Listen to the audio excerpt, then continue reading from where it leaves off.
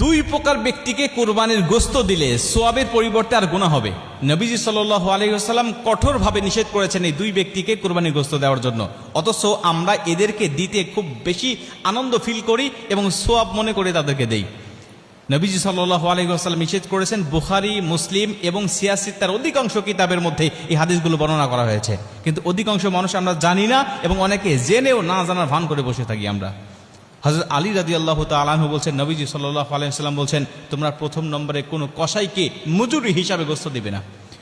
কসাইকে মজুরি হিসাবে গোশত দিলে আপনার সোয়াব তো হবেই না এবং গুনাহ হবে এবং কোরবানি বাতিল হয়ে যাওয়ার সম্ভাবনা আছে। কেন?